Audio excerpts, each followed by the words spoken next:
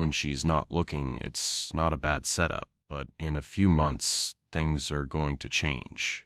By the time you're a few months old, you're starting to tag along with mom on her daily rounds. She doesn't explain what's happening. You're expected to figure it out on your own. Your first lesson, bees. Lots of bees. She leads you to a hive and starts ripping it apart like she's owed money. You hang back mostly because the noise is terrifying, but also because the bees look mad. Another honey badger is starting its own journey. Maybe it's biting its mom's tail for the first time. Maybe it's charging headfirst at something much bigger than itself. It doesn't matter. The cycle continues, just as it always has. You didn't leave a legacy. You didn't need to. For the years you were here, you lived exactly as a honey badger should, stubborn, fearless, and utterly unstoppable, and that's more than enough. This time, as you watch it retreat, you know it won't be long before someone else comes along, and eventually they'll win. That's just how it goes. The end, when it comes, is quiet. You've spent years fighting, hunting, and carving out your place in the world, but now you're tired. You find a shaded spot under a tree, curl up, and let the savannah carry on without you. There's no fanfare, no grand exit, just a quiet moment of peace, somewhere out there. For days, you avoid confrontations when you can, though not because you're afraid, it's just that you've earned the right to pick your battles, and wasting energy on every challenge isn't worth it anymore. One day, a younger honey badger wanders into your territory, clearly looking for a fight. You size it up, remembering when you were the one with something to prove. The scuffle that follows is rougher than you'd like, but you manage to send the intruder packing. Honey badger thing, down to a science. You've built up enough scars to tell 100 stories, though you'd never bother to share them because bragging isn't your style. Your territory is secure, your hunting skills are sharp, and most predators know better than to test you. Life is steady, predictable, even comfortable. Still, time catches up with everyone. By 8 or 9, you're not as quick as you used to be. The fights you once charged into with reckless abandon now leave you aching. Close to it and slinked off into the bushes, leaving you victorious. You dragged the carcass away like this had been the plan all along. By 3 years old, you're ready for a place of your own. The problem is, space doesn't come easy. Every decent patch of land is already taken, so finding territory isn't about location, it's about negotiation. And by negotiation I mean biting, growling, and generally causing a scene until someone backs down. By 5 years old, you've got this whole low and menacing, like it was daring you to take one step closer. So you did, then it snarled and lunged forward. You lunged back, straight at its face. For a moment it was a game of chicken, except with claws and teeth. The leopard, clearly unamused, took a swipe at you. You dodged and responded with a full-on charge. It hesitated, probably running a quick risk assessment. You were smaller, sure, but the sheer audacity was clearly giving it second thoughts. Finally it sighed, or something.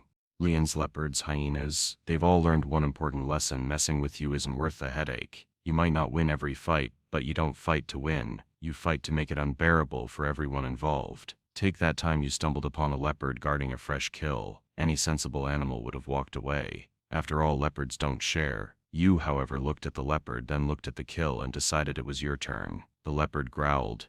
More importantly, don't scare you. Venom? You laugh at venom. Well, not laugh exactly, but you shrug it off like it's a mild inconvenience. One cobra bite later, and you're snoozing under a tree, letting your immune system handle the details. By 2 years old, you've built a reputation that even the savannah's big players respect. You're not exactly a heavyweight. Most predators outweigh you 10 times over, but what you lack in size you more than make up for in attitude.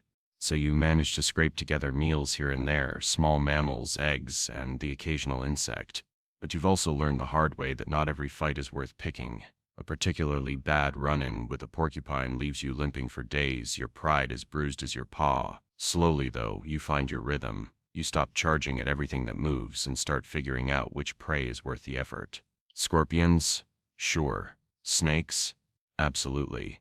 They're full of protein, and the lizard darts away, but you manage to grab its tail. It thrashes. You thrash harder, and somehow you end up with your first successful kill. It's not much, but it's enough to make you feel invincible. Spoiler, you're not. At about a year old, Mom decides she's done babysitting. One day she's just gone, leaving you standing in the middle of the savannah with no backup plan. Welcome to independence. Our first solo days are a mix of wins and disasters. You've learned how to scavenge. It turns out, are plentiful. Your first attempt at hunting is laughable.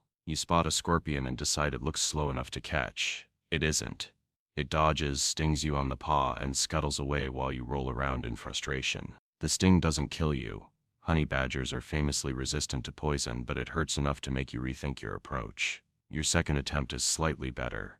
This time you go for a lizard sunbathing on a rock. You crouch, wait, and then pounce. And maybe it is. Over time, you get the hang of it. By get the hang of it, I mean you stop crying when the bees sting you and start focusing on the reward.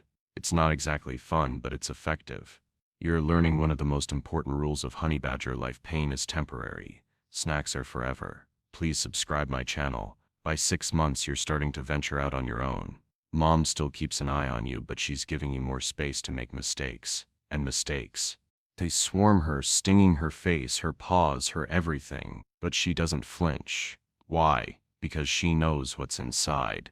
Honey and bee larvae. That's the good stuff. Eventually she grunts at you, which is the honey badger equivalent of saying, "Your turn."